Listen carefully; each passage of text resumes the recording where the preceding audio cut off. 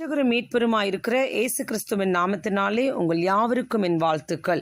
இன்றைக்கு உங்களுடைய கரம் யாருடைய கரத்தோடு இணைந்திருக்கிறது அப்படின்னு தாங்க இந்த வீடியோவில் பார்க்க போகிறோம். சில வேளைகளில் உலக பிரகாரமாக அநேகர் நம்மளோட கரத்தோடு இணைந்து இருந்திருந்தது போல நம்ம உணர்வோம். ஆனால் இன்றைக்கு நீங்களும் நானும் கைகள் தூரமாக இருக்கிறது, நம்ம நம்பினர்கள் நம்மளுடைய கைகளிலிருந்து அவங்க கைகளை எடுத்து தூரமாக இருக்கிறது போல உணர்றீங்களா? இன்றைக்கு நான் உங்களுக்கு சொல்கிறேன், அவங்க கை உங்களை விட்டு நகுந்து நகுந்து தள்ளி போகிறதா? ஏதோ ஒரு குழியில் இருக்கிறது போல இருக்கிறேன், என் கரத்தை பிடித்து யாராச்சும் உதவி செய்ய மாட்டாங்களான்னு நீங்கள் நினச்சிட்டு இருக்கீங்களா?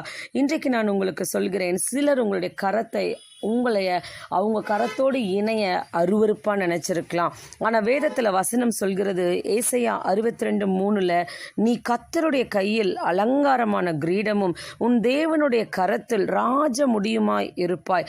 மற்றவங்க உங்களை அற்பமாக பார்க்கலாங்க, ஆனால் ஏசப்பாவோட கரத்தில் நீங்கள் ஒரு அழகான கிரீடமும் ராஜ முடியுமாய் இருப்பீர்களாமா. ஏசாயா 35:3 படி, தளர்ந்த கைகளை திடப்படுத்தி தள்ளாடுகிற முழங்கால்களை பலப்படுத்துங்கள் ஆண்டவர் உறுதியா சொல்றாரு.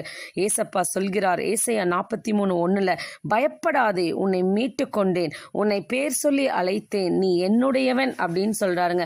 யாருமே உங்க கூட கையை இணைக்க கூடாதுன்னு நினைக்கும் பொழுது இன்றைக்கு உங்க பக்கத்துல இருந்து ஏசப்பா சொல்கிறார், நான் உங்களை திக்கற்றவர்களாய் விடேன் அப்படின்னு சொல்றாருங்க. யார் உங்களை விட்டுட்டு போனாலும் ஏசப்பா விடமாட்டார். ஏன்னு பார்த்தீங்கன்னா, இதோ என் உள்ளங்கையிலே உன்னை வரைந்திருக்கிறேன்னு சொல்றாருங்க. உங்களுக்கு நன்மை செய்யும்படி நான் உங்களை விட்டு பின்வாங்குவதில்லைன்னு ஏசப்பா எரேமியா 32:40 படி உங்களை பார்த்து சொல்கிறார். அது மட்டும் இல்லைங்க, கர்த்தர் தம்முடைய ஜனத்தை கைவிட மாட்டார். உங்களை என்னையும் நிச்சயமாக ஏசப்பா கைவிட மாட்டார். ஏன்னு பார்த்தீங்கன்னா, கர்த்தர் தமது கையினால் உங்களை தாங்குகிறார். உங்களை என்னையும் ஏசப்பா அவருடைய கரத்தில் தாங்குகிறார். மற்றவங்க உங்களை அற்பமாக என்னன்னாலும் நீங்கள் தைரியமாக சொல்லுங்கள், ஏசப்பா என்னை தாங்குகிறார் அப்படின்னு சொல்லுங்கள். இப்போ நம்ம எப்படி ஜெபிக்கணும் அப்படின்னு பார்த்தீங்கன்னா, எரேமியா 18:6 சொல்லுங்கள், களிமண் குயவன் கையில் இருக்கிறது போல நாங்கள் உமது கையில் இருக்கிறோம். அந்த நாங்கள்ங்கிற இடத்துல உங்க பேரை போட்டு சொல்லுங்க, நான் என் பெயர் உமது கையில் இருக்கிறது அப்படின்னு சொல்லுங்க. இப்பொழுது உங்களை பார்த்த ஆண்டவர் சொல்கிறார், ஏற்ற காலத்திலே தேவன் உங்களை உயர்த்தும்படி அவருடைய பலத்த கைகளில் அடங்கியிருங்கள்னு சொல்றாருங்க. நீங்க மறுபடியும் ஜெபத்தை சொல்லுங்க, கர்த்தாவே உமது கரம் எனக்கு துணையா இருப்பதாகன்னு சொல்லுங்க. வானத்தையும் பூமியும் உண்டாக்கின கர்த்தரிடத்திலிருந்து எனக்கு ஒத்தாசை வரும்னு சொல்லுங்க. நீங்க இப்படி ஜெபிக்கும் பொழுது உங்களை பார்த்து ஆண்டவர் சொல்கிறார், உங்களுக்கு நன்மை செய்யும்படி நான் உங்களை விட்டு பின்வாங்குவதில்லை. உன் கையின் பிரயாசத்தை நீ சாப்பிடுவாய், உனக்கு பாக்கியமும் நன்மையும் உண்டாயிருக்கும்னு சொல்றாருங்க. நீங்க ஏசப்பாவை கையை பிடித்திருக்கும் பொழுது இந்த ஆசீர்வாதங்களை காண்பீர்கள். ஆண்டவர்கிட்ட நீங்க நோக்கி ஜெபிக்கும் பொழுது ஏசப்பா உங்களுக்கு உறுதியா ஒரு வாக்குத்தத்தம் தருகிறார்.